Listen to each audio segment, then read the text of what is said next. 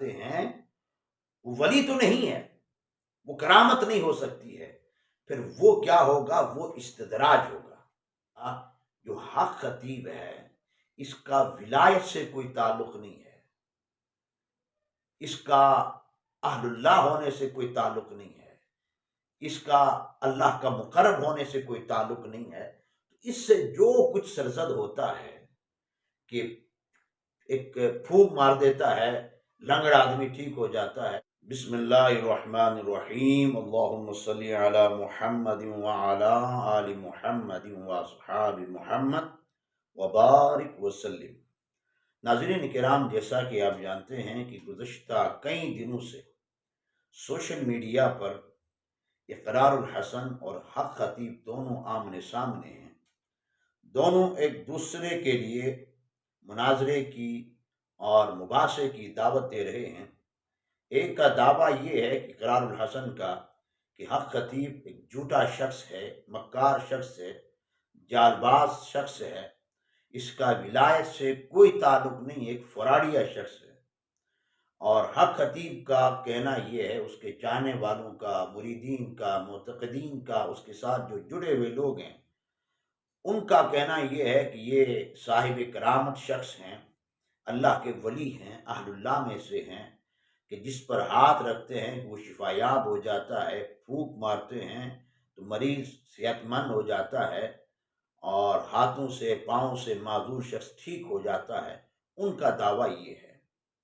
اور ایک عام آدمی وہ اس تصور کو لے کر، اس بات کو لے کر، ان دونوں کے آپس کے بحث و مناظرے کو لے کر پریشان ہوتا ہے کہ ان دونوں میں سے حق پر کون ہے، سچا کون ہے، درست کون ہے۔ تو ناظرین کرام، اسی حوالے سے آپ کے سامنے حاضر ہوا کہ اس کو عام فہم انداز میں، اس تصور کو جو ان دونوں کے درمیان چل رہا ہے، اس تصور کو عام فہم کر کے آپ کے سامنے پیش کر سکوں۔ ناظرین کرام، یاد رہے کہ اس دنیا کے اندر جو انسان بستے ہیں، انسانوں سے دو طرح کے افعال سرزد ہوتے ہیں۔ ایک وہ افعال ہیں، ایک وہ کام ہیں کہ جو عام روٹین کے کام ہیں، جس سے عقل انسانی تسلیم کرتی ہے، جو انسانی فطرت میں شامل ہیں۔ ایک عام سے کام ہوتے ہیں، ایک عام فہم سہل کام ہوتے ہیں کہ جو ہر انسان اس کو کر سکتا ہے، ہر انسان اس کو سر انجام دے سکتا ہے۔ مثال کے طور پر کھانا پینا، بوجھ اٹھانا، الغرض یہ جو ایک عام روٹین کے کام ہیں کہ جو ہر انسان کر سکتا ہے۔ اور دوسرے کام وہ ہیں کہ جو انسانی عقل میں آنے والے نہیں ہوتے ہیں، وہ فطرت انسانیہ سے ہٹ کر ہوتے ہیں، ظاہری طور پر وہ ممکن نہیں ہوتے ہیں، ظاہری طور پر وہ ناممکن ہوتے ہیں، جو ہو ہی نہیں سکتے ہیں۔ تو دو طرح کے کام ہوتے ہیں جو انسان سے، اس دنیا میں بسنے والے انسانوں سے سرزد ہو جاتے ہیں۔ اور ناظرین کرام، اس حوالے سے اس کے 3 درجے ہیں ان کاموں کے جو انسانی عقل میں آنے والے نہیں ہیں، جو فطرت انسانیہ سے ہٹ کر ہوتے ہیں، جو ظاہری طور پر ممکن نہیں ہوتے۔ اس کے 3 درجات ہیں، 3 کیٹگریاں ہیں۔ پہلا اس کا درجہ معجزہ ہے، دوسرا درجہ کرامت ہے، اور تیسرا درجہ استدراج ہے۔ معجزہ یہی ہوتا ہے کہ جو عقل انسانی میں آنے والا نہ ہو، جو انسانی فطرت سے ہٹ کر ہو، ظاہری طور پر ممکن نہ ہو، ایک عام انسان اس سے سرزد نہ کر سکتا ہو، عام انسان اس سے انجام نہ دے سکتا ہو، عام انسان اسے کر نہ سکتا ہو۔ مثال کے طور پر، اور یہ جو معجزہ ہے یہ حضرات انبیاء علیہ السلام کے ساتھ خاص ہے۔ مثال کے طور پر حضرت موسیٰ علیہ السلام اپنا عصا پتھر پر مارتے ہیں، وہاں سے چشمے جاری ہو جاتے ہیں۔ تو چشمے جاری ہونا لاٹھی مار کر، یہ تو انسانی عقل میں آنے والے نہیں ہیں، لیکن حضرت موسیٰ علیہ السلام نے فرمایا، کر دیا ہے۔ یہ کیا ہے؟ آپ کا معجزہ ہے۔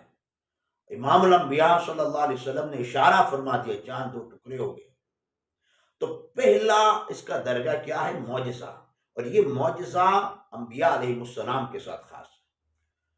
اور اس کا دوسرا درجہ کرامت ہے، اور کرامت کیا ہے؟ کرامت کے حوالے سے علماء نے کرامت کی تعریف یہ کی ہے، الکرامت امر خارق لعادہ یجری بہ اللہ تعالی علی ید ولی تائیدا لہ او اعانتا او نصرا للدین، یعنی انسان سے سرزد ہونے والے وہ کام، وہ اعمال، وہ افعال کہ جو عادت کے خلاف ہوں، جو فطرت سے ہٹ کر ہوں، ظاہری طور پر ناممکن ہوں، اس سے کرامت کہا جاتا ہے۔ اور کرامت یہ برحق ہے، اس کا ثبوت قرآن سے بھی ہے اور اس کا ثبوت حدیث سے بھی ہے۔ اور کرامت جو ظاہر ہوتی ہے یہ کس پر ہوتی ہے؟ کرامت کی تعریف میں یہ لکھا ہے کہ علی ید ولی، وہ ولی کے ہاتھ پر ظاہر ہوتی ہے، یعنی وہ کام، وہ افعال کہ جو عقل انسانی سے ہٹ کر ہوں، عقل انسانی سے تسلیم نہ کرے، فطرت سے ہٹ کر ہوں، ظاہری طور پر ممکن نہ ہو، اور وہ کسی انسان سے سرزد ہو جائیں، تو اس کے لیے ضروری ہے کہ وہ اللہ کا ولی ہو۔ اللہ کا ولی ہے تو وہ کرامت بن جائے گی۔ اور اللہ کا ولی کون ہوتا ہے؟ اس کی تفصیل اللہ نے قرآن مجید میں بیان فرمائی، الذین آمنوا وکانوا یتقون، جو صاحب ایمان بھی ہو، صاحب ایمان ہونے کے ساتھ ساتھ صاحب تقوی بھی ہو۔ یعنی ولی وہ ہوتا ہے کہ جس کا ظاہر بھی شریعت کا پابند ہو اور جس کا باطن بھی شریعت کا پابند ہو۔ ولی وہ ہوتا ہے کہ جس کو دیکھ کر خدا کی یاد تازہ ہو جائے، اللہ یاد آ جائے۔ تو صاف واضح طور پر شریعت نے بیان فرما دیا کہ خلاف عادت کوئی امر، کوئی کام کسی بندے سے سرزد ہوتا ہے، وہ کرامت تب ہوگا جب وہ بندہ اللہ کا ولی ہوگا۔ اور اللہ کا ولی وہ ہے کہ جس کا ظاہر بھی شریعت کا پابند ہو اور جس کا باطن بھی شریعت کا پابند ہو، جو صاحب علم بھی ہو، صاحب تقوی بھی ہو، صاحب طہارت بھی ہو۔ وہ صاحب تقوی ہے، صاحب علم ہے، صاحب عمل ہے، تو پھر اس سے سرزد ہونے والا خلاف عادت، عقل انسان جسے تسلیم نہیں کرتی ہے، کوئی عمل سرزد ہو جاتا ہے، وہ کرامت ہو جائے گا۔ تو تیسرا درجہ کس کا آ گیا؟ کرامت کا آ گیا۔ دوسرا درجہ کس کا آ گیا؟ کرامت کا آ گیا۔ اور اس کا جو تیسرا درجہ ہے، یعنی وہ اعمال، وہ کام جو خلاف عادت ہوں، جس کو عقل تسلیم نہ کرے اور جو فطرت سے ہٹ کر ہوں، جو ظاہری طور پر ممکن نہ ہوں، وہ کام، وہ عمل کسی ایسے شخص سے سرزد ہو جاتے ہیں کہ جو ولی نہیں ہے، جس کا ظاہر شریعت سے دور ہے، جس کا باطن شریعت سے دور ہے، جس کا ظاہر بھی شریعت کا مخالف ہے، جس کا باطن بھی شریعت کا مخالف ہے۔ اگر وہ کام کسی سے سرزد ہو جاتے ہیں، وہ ولی تو نہیں ہے، وہ کرامت نہیں ہو سکتی ہے، پھر وہ کیا ہوگا؟ وہ استدراج ہوگا۔ کرامت ولی سے سرزد ہو جاتی ہے، اور جو ولی نہیں ہے، کہ جس کا ظاہر شریعت کا مخالف ہے، جس کا باطن شریعت کا مخالف ہے، جو کافر ہے، جو فاسق ہے، جو فاجر ہے، اگر اس سے کوئی عمل ایسا سرزد ہو جاتا ہے جس کو عقل انسانی تسلیم نہیں کرتی، فطرت کے خلاف ہے، ظاہری طور پر ممکن نہیں ہے، تو اس سے استدراج کہا جاتا ہے، جس کو عام فہم لفظوں میں کہا جائے تو یہ شوق دبازی ہوتی ہے، یہ آنکھوں کا کھیل ہوتا ہے، یہ انسان کی چال بازی ہوتی ہے، اور اس کا ایک جادو ہوتا ہے، یہ نظر بندی ہوتی ہے۔ وہ پھر وہ کیا ہوتا ہے؟ اس کو استدراج کہتے ہیں، کہ جس طرح سے داتا صاحب کے حوالے سے مشہور ہے کہ جس جادوگر سے آپ کا مقابلہ ہوا تھا کہ وہ آپ کے سامنے ہوا میں اڑنے لگا، حالانکہ وہ ہندو تھا، ہوا میں اڑنے لگا۔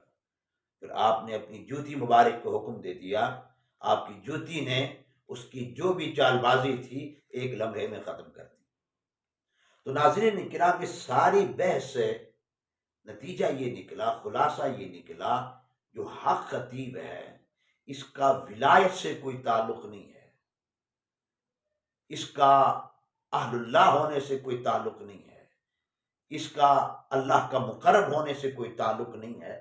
اس سے جو کچھ سرزد ہوتا ہے کہ ایک پھونک مار دیتا ہے، لنگڑا آدمی ٹھیک ہو جاتا ہے، یہ سارا کچھ اس کا اپنا ایک شعبدہ بازی ہے، اور آنکھوں سے کیل نکل آتے ہیں، یہ سارا کچھ یہ آنکھوں کی ایک نظر بندی کا ایک کھیل ہوتا ہے۔ اور دوسرا یہ بھی ہے کہ ایک عامل شخص کا ایک خاص عمل ہوتا ہے، اس خاص عمل کے ساتھ وہ جنات کو قابو کر لیتا ہے، اور پھر یہ سارے جو کرتب وہ دکھاتا ہے، یہ کرتب دراصل وہ جنات سے کرواتا ہے، جنات کو قابو کر کے۔ یہ سارا کھیل پھر کس کا ہوتا ہے؟ جنات کا ہوتا ہے، شریر جنات کا ہوتا ہے، جو کچھ اس نے اپنے کنٹرول میں کر رکھا ہے یہ سارا کھیل اسی کا ہوتا ہے۔ تو ناظرین کرام، نتیجہ کیا نکلا؟ نتیجہ یہ ہے کہ اقرار الحسن کو اپنا کام کرنا چاہیے کہ اس کا مقابلہ علماء کر سکتے ہیں، یہ علماء کا میدان ہے۔